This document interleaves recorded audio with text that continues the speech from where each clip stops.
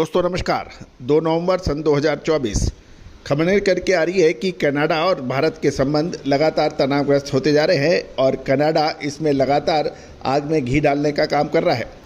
Canada ने भारत को बदनाम करने की हर संभव प्रयास किया जा रहा है और कनाडा ने चीन, उत्तर कोरिया, ईरान वाली लिस्ट में डाला जो कि शत्रु राष्ट्र माने जाते हैं। जानिए पूरी रिपोर्ट विस्तार से।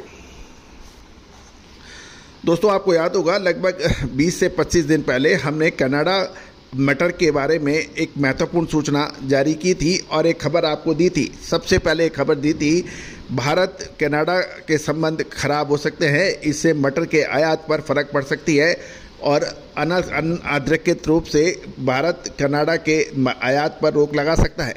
उस वक्त काफ़ी लोगों ने हमारा विरोध भी किया था, लेकिन अब नतीजा आपके सामने है कि भारत और कनाडा के बीच राजनीतिक आर्थिक संबंध लगातार बिगड़ रहे हैं।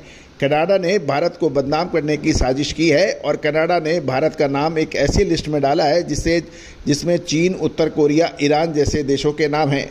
कनाडा ने यह आरोप लगाया है कि भारत उसकी अधिक सरकारी वेबसाइटों पर साइबर अटैक कर सकता है। लिहाजा कनाडा की ट्रूडो सरकार ने सरकारी दस्तावेज में भारत को शत्रु देश तक बता दिया है।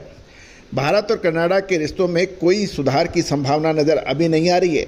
रिश्तों को सुधारने के बजाय कनाडा इसे और ख़राब करने के में तुला हुआ है। जस्टिन ट्रूडो जो कि कनाडा के प्रधानमंत्री है, जस्टिन ट्रूडो सरकार ने भारत के खिलाफ एक और भड़काऊ कदम उठा दिया है। कनाडा ने अपने सरकारी दस्तावेजों में भारत को शत्रु बताया है और कनाडा ने भारत को दुश्मन देशों की लिस्ट में शामिल कर दिया है। चीन, रूस, ईरान और उत्तर कोरिया की तरह भारत भी अब इस लिस्ट में शामिल कर दिया गया है।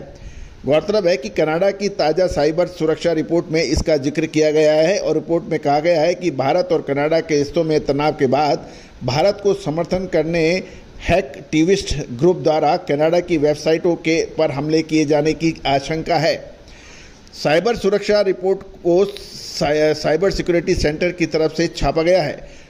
जस्टिन ट्रूडो सरकार ने नेशनल साइबर थ्रेट असेसमेंट 2025-26 नाम से ये रिपोर्ट जारी की है। रिपोर्ट में संदेह जताया गया है कि भारत की और कनाडा की वेबसाइटों पर साइबर अटैक किए जा सकते हैं। गौरतलब है कि कनाडा की जासूसी एजेंसी ने चेतावनी जारी की थी और ये कहा गया था कि भारत कनाडा पर बड़ा साइबर हमला कर सकता है। भारत की ओर से कनाडा की वेबसाइट पर निशाना बनाया जा रहा है, ऐसा कनाडा का कहना है। दूसरी ओर प्रधानमंत्री जस्टिन ट्रूडो कनाडा के गुरुवार को दिवाली की शुभकामनाएं दी थी और उन्होंने अपने संदेश में हिंदू समुदाय के साथ स्टैंड बाय रहने यानी खड़े रहने का वायदा किया था। ट्रूडो ने एक्स पर जारी एक संदेश में कहा गया था कि दिवाली की शुभकामनाएं। आज हिंदू, सिख, बौद्ध और जैन परिवार उत्सव, मोमबत्ती, दिए और आतिशबाजी के साथ अंधकार पर प्रकाश की विजय का जश्न मनाएंगे। इस विशेष मौके पर आप सभी को खुशी और समृद्धि की शुभकामनाएं।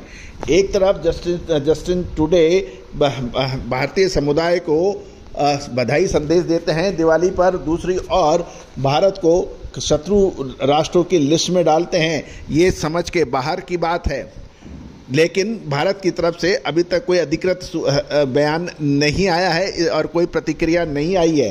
गौरतलब है कि कनाडा में कुछ संदिग्ध आतंकवादियों की हत्या का ब्लेम या कनाडा भारत पे लगाता है। दोस्तों अब देखना यह है कि आगे क्या गतिविधियां होंगी, लेकिन ये तो तय है कि कनाडा की ग्लोबल इकोनॉमी बाजार में हो या मिलिट्री पावर में हो या राजनीतिक पावर में कोई विशेष स्थान नहीं रखा जाता है। ना कनाडा के पास कोई ऐसी मिलिट्री पावर है, ना उनके पास कोई पॉलिटिकल पावर है, ना उनके पास कोई इकोनॉमिक पावर है जिससे वो भारत को खतरा के रूप में दिखाई दे। लेकिन ये ज़रूर है कि भारत जैसा शांति प्रिय राष्ट्र के ऊपर ये ऐसे भीषण आरोप लगाना ये किसी को भी उचित नहीं लगेगा। दूसरी ओर रूस, चीन जैसे बड़े राष्ट्रों को भी उन्होंने थ्रेट के रूप में दिखाया है। तो देखना यह है कि अब आगे क्या होगा, लेकिन ये तो तय है इससे भारत और कनाडा के बीच व्यापारिक और आर्थिक रिश्ते और खराब होंगे और कनाडा को भारत जैसा एक बड़ा राष्ट्र जो कि उसका सबसे बड़ा बायरों में से एक, खरीदार में से एक था दालों का और बाकी आइटम्स का, उनके लिए ये परेशानी का सबब हो सकता है।